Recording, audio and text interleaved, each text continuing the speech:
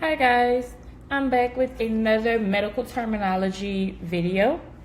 So vocabulary building is the basics of medical terminology. Medical terminology is like the Bible of medicine. You definitely need to know what all of your medical terms are in order to be successful in nursing, period. You don't want your colleagues or the doctors talking above your head. In order to be successful in your nursing courses, going through nursing school, you definitely have to have medical terminology down pat. So, how can you remember new words? You make associations. Visualize the word and it'll come to you. Create concept cards, or in our terms, flashcards. Create these study cards, keep them with you. Try to memorize as many medical terminology words as you can. Keep a word log. Use Cornell notes. If you don't know what Cornell notes are, you can Google it. It's a very simple method that is actually very helpful in regards to studying. Practice, review, and review again. The only way you can get really, really good at medical terminology is if you practice, review, review again, practice, review, review again.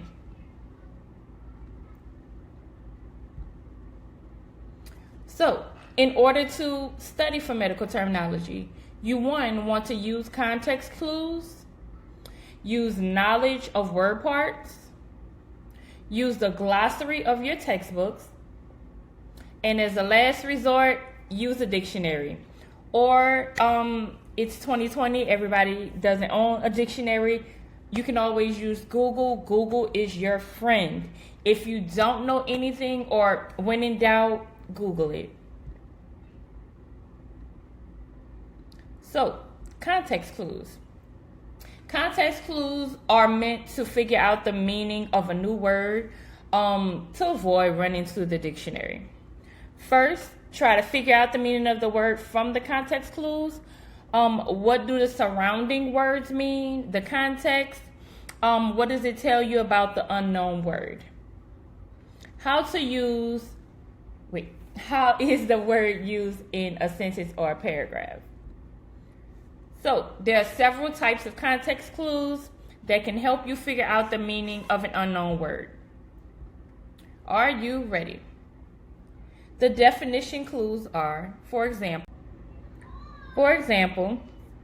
the elderly hospitalized patient felt he was in an alien environment, a place both foreign and strange. The explanation is, the definition is set off by a comma. Alien means strange or foreign.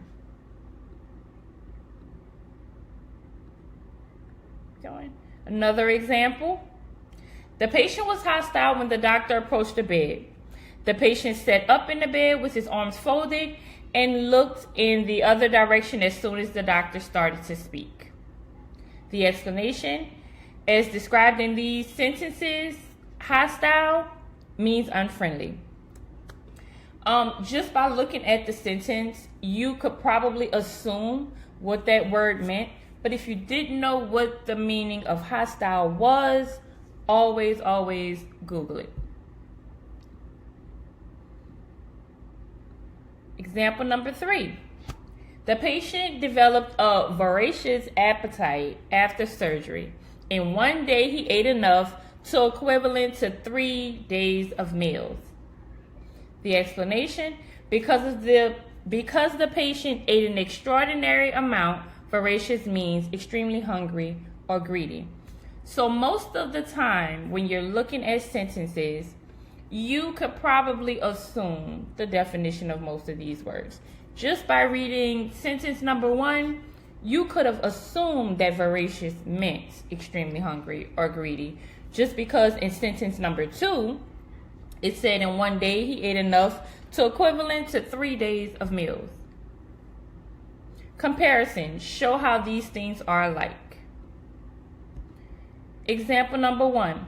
The smell of the food from the hospital cafeteria was as compelling as a magnet's pull on a paper clip. The explanation, since a magnet will pull a paper clip to it, the comparison suggests that the smell of the food had a strong attraction for a hungry person. Compelling means forceful.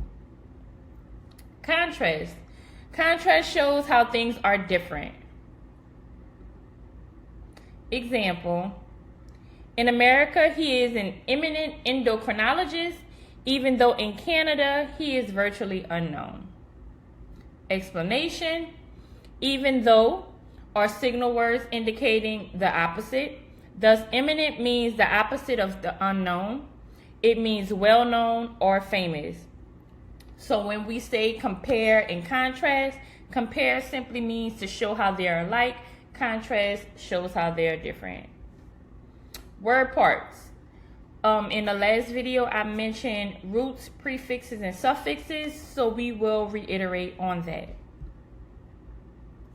Recognizing word elements in healthcare. So 60% of English words have been adapted from Latin and Greek terminology. The Latin and Greek languages use a system of word parts or word elements that can be used alone or in a combination in order to form words. As the combination of the words or word parts change, so does the meaning of the word.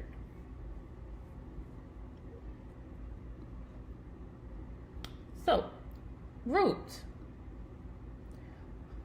The root is the stem or the basic part of a word which carries the main meaning of the word. The root derm means skin, which I also went through in the last video. The root ven means vein. So when we say venipuncture, as in drawing blood, it means to puncture a vein. A prefix is a word or a group of letters added to the beginning of a word, which can change the meaning of a root or word. The prefix intra or intro means within. So intravenous relates to something within the vein. Intramuscular relates to something within the muscle. The prefix hypo means under or below. So hypoderm relates to something below the skin. A suffix is a word part or group of letters added to the end of a root word, which can alter the word's form or part of speech, such as the change from a noun to a verb. Nearly all medical terms have a suffix. The suffix algia or dyna means pain. Neuralgia relates to nerve pain. The suffix ectomy means excision or to cut out. So an appendectomy relates to the removal of an appendix. And more terms to know, affix refers to word parts that are added to a root. Another name for prefix or suffix.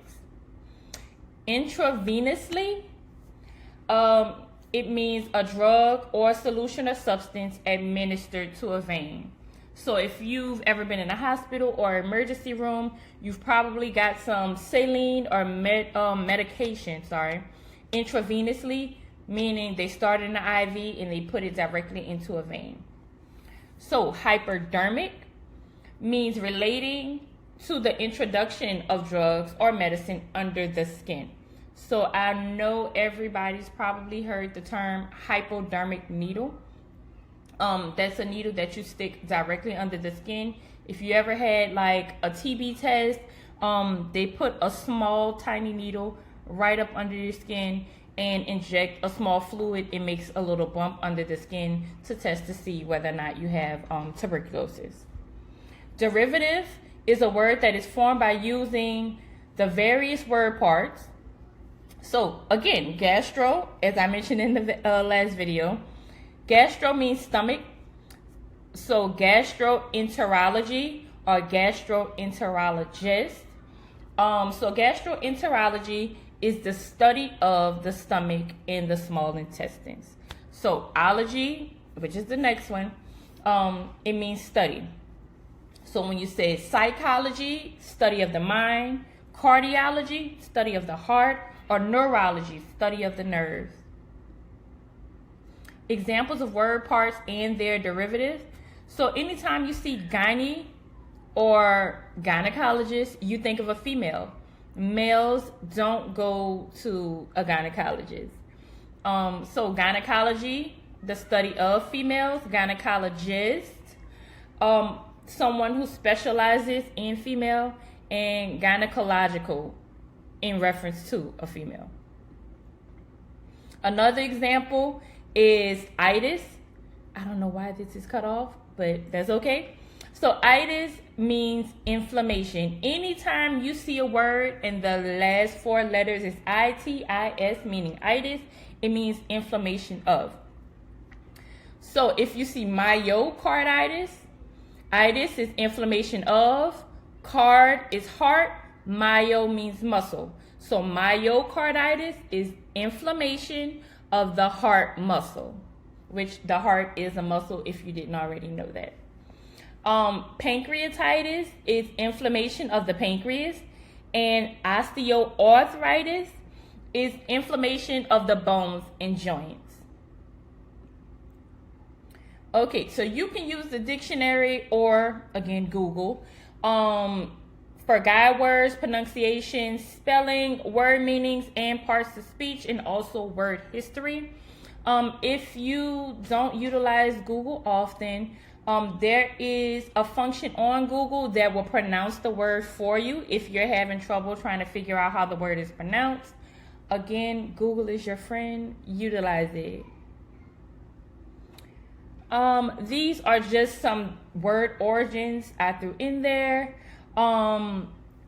Where the word moccasins come from, shampoo, and why we study etymology to make words easier to remember. Always use your textbook glossary. So right now we don't have textbooks, but we will be receiving textbooks soon. All of the bolded words that are in your textbook will be found in the glossary in the back of the book. So always use your glossary in the back of the book.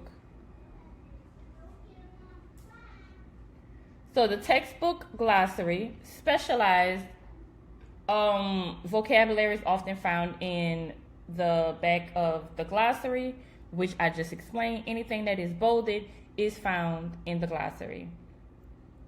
Example from biology: continental drift, cranium, and cosmopolitan species. A thesaurus is another great thing to have when you get to college. A thesaurus will definitely be one of the books you should buy from the bookstore.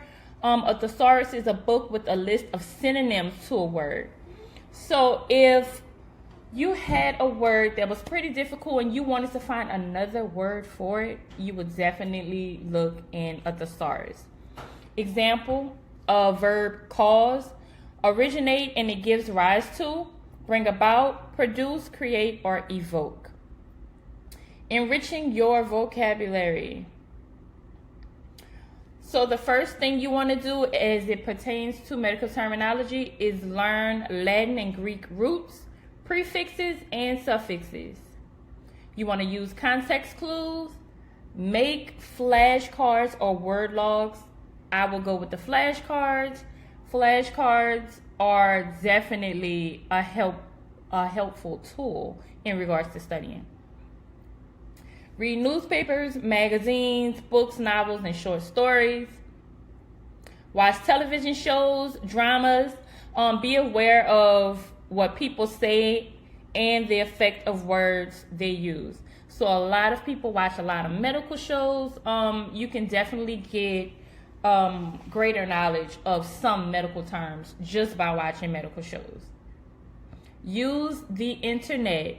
Most of us are on phones or computers almost all day. Definitely use that to your advantage. Use a dictionary. Everybody doesn't have dictionary. When all else fails, Google it. See the word, say the word, use the word. So if you see the word, you say it, you use it in a sentence, you'll have a greater understanding for the word. Last but not least, practice, practice, practice. Review, review, review.